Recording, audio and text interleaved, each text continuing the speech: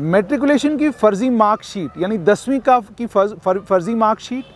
उसके बाद इंजीनियरिंग की फ़र्ज़ी मार्कशीट और उसके बाद सब्सिक्वेंटली डिप्लोमा की फ़र्ज़ी डिप्लोमा, यानी मुकम्मल तौर पर फ़र्ज़ीवाड़ा। Jammu Kashmir project construction corporation के एक असिस्टेंट मैनेजर मोहम्मद शफ़ी शाह, इनके ख़िलाफ़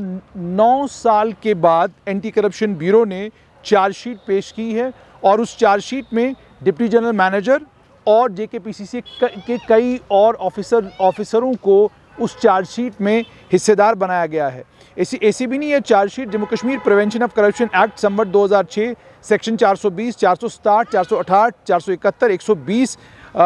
BRPC of police station vigilance organisation Kashmir, इस समय वो एंटी करप्शन कोर्ट अनंतनाग के पास है। इस चार्जशीट में मोहम्मद मकबूल शाह, जो उस समय डिप्टी जनरल मैनेजर थे JKPCC के यूनिट 5th अनंतनाग के, मंजूर अहमद मत्तू वो DGM थे JKPCC के यूनिट 5th के, अब्दुल मजीद खान DGM थे JKPCC के 5th यूनिट अनंतनाग के, Nisar Ahmed administrative officer JKPCC के थे, Mohammad Shafi Shah assistant manager JKPCC unit 11 Kulgam के, और मोहम्मद अमीन डार वो एस्टैब्लिशमेंट क्लर्क थे JKPCC यूनिट 5th अनंतनाग के। ये मामला एंटी करप्शन ब्यूरो ने एक वेरिफिकेशन की बुनियाद पर इस केस को रजिस्टर किया। इल्ज़ामात ये थे कि मोहम्मद शफ़ी शाह, जो उस समय असिस्टेंट मैनेजर थे JKPCC यूनिट 11 कुलगाम के, उन्होंने अपनी एकेडमिक और टेक्निकल क्वालिफ़िकेशन को फॉर्ज किया, अपनी सर्टिफिकेट्स को फॉर्ज किया और उसके बाद उन्होंने JKPCC में नौकरी ली 1987 में, उसके बाद प्रमोट हुए और असिस्टेंट मैनेजर बने जून 2000 में। आप हिसाब लगाइए कि क्या कुछ जम्मू कश्मीर में होता रहा है। Jammu Kashmir project construction corporation की ये कहानी जब आप सुनेंगे तो आप भी ये कहने पर मजबूर होंगे कि अगर ये आलम है धांधलियों और चोरियों का, तो फिर इससे ज़्यादा सख्त कदम हुकूमत को उठाने चाहिए थे। ध्यान से सुनिएगा, जिन लोगों को एक्यूज इसमें बनाया गया है, 8 इंक्रीमेंट एक फेक हाई कोर्ट ऑर्डर की बुनियाद पर लगाए गए हैं। 8 इंक्रीमेंट, आप फेक क्वालिफिकेशन, फेक सर्टिफिकेट छोड़िए, बल्कि हाई कोर्ट के ऑर्डर की भी फेक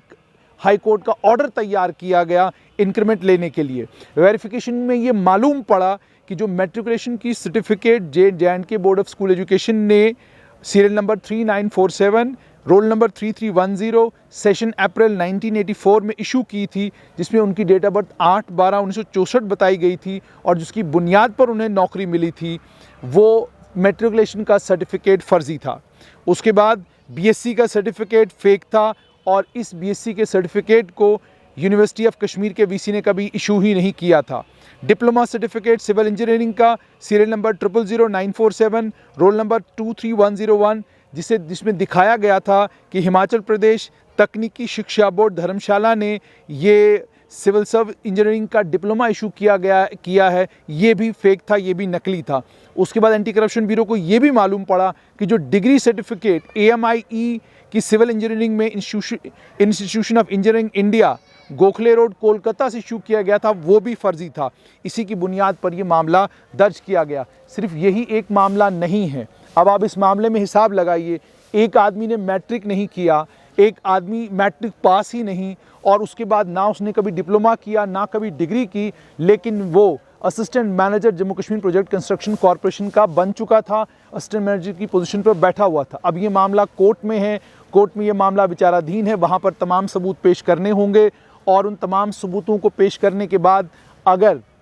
ये असिस्टेंट मैनेजर साहब यकीन दिला पाएंगे कोर्ट को कि जी वाकई इनके पास जो ये सब तमाम सर्टिफिकेट्स हैं ये असली हैं, तो इनकी नौकरी बचेगी, वरना इनके खिलाफ सख्त कानूनी कार्रवाई होगी। मगर ज़रा ये सोचिए कि कितने साल एक आदमी सरकार को धोखा देता रहा, एक आदमी कितने साल तक JKPCC के साथ फर्जीवाड़ा करता रहा और कितने लोगों ने इस आदमी को ये फर्जीवाड़ा करने में मदद की। सिर्फ यही नहीं है, एजुकेशन डिपार्टमेंट में भी एक लेक्चरर साहब हैं। वो लेक्चरर साहब अपने आप को कंप्यूटर साइंस का लेक्चरर कहते हैं, लेकिन आपको जानकर हैरानी होगी कि इस लेक्चरर साहब की कभी अपॉइंटमेंट ही नहीं हुई थी एजुकेशन डिपार्टमेंट में। आपको जानकर हैरानी होगी कि ये वो लेक्चरर साहब हैं जो डोडा डिस्ट्रिक्ट के रहने वाले हैं, आपको जानकर हैरानी होगी कि इसका नेक्सस इतना ख़तरनाक है कि इस समय क्राइम ब्रांच के पास इस लेक्चरर साहब का केस है, लेकिन अभी भी इस लेक्चरर साहब के खिलाफ कोई कार्रवाई नहीं हो रही है। FIR लॉन्च किया गया है, लेकिन लेक्चरर साहब अपने घर में बैठे हुए मज़े से, आनंद से टेलीविज़न भी देख रहे हैं और कमेंट्री भी कर रहे हैं कि कौन सी खबर सही है और कौन सी खबर गलत है। और इन लेक्चरर साहब के बारे में एक और ख़ास बात सुनिए, ये प्रिंसिपल बनकर एक स्कूल में गए, ये एक और स्कूल में लेक्चरर बनकर गए, ये करगिल में पोस्टेड थे, करगिल से ये रिलीव होकर आए और इन्होंने जम्मू में ज्वाइन किया। जम्मू में ज्वाइन करने के बाद ये गंदोह में जाके ज्वाइन करते हैं, गंदोह में ज्वाइन करने के बाद एक और डोडा के स्कूल में ज्वाइन करते हैं। और आज जब आप इनको ये फ़ोन करके सवाल पूछते हैं कि आप अपना फर्स्ट अपॉइंटमेंट ऑर्डर बताइए, तो ये बड़े धड़ल्ले से कहते हैं कि आपकी हिम्मत कैसे हुई मुझसे ये सवाल पूछने की, ये सवाल तो मुझसे हुकूमत नहीं पूछ रही, ये सवाल तो मुझसे क्राइम ब्रांच नहीं पूछ रही, आप ये सवाल मुझसे कैसे पूछ सकते हैं। ये बहुत बड़ा फर्जीवाड़ा है और इस फर्जीवाड़े में डायरेक्टर स्कूल एजुकेशन जम्मू ने बाज़ाब्ता एक चिट्ठी क्राइम ब्रांच को लिखी, लेकिन क्राइम ब्रांच भी इस शख्स को अरेस्ट करने की बजाय इस शख्स को न जाने क्यों ढील देती जा रही है। अरेस्ट करके इससे ये सवाल जवाब नहीं पूछ रही कि आप ये कैसे मैनेज करते थे, कि आप कभी लगे ही नहीं, लेकिन आप एक जगह से ट्रांसफ़र हुए, दूसरी जगह जाकर आपने ज्वाइन किया। और ये इतने कमाल के कलाकार हैं कि इन्होंने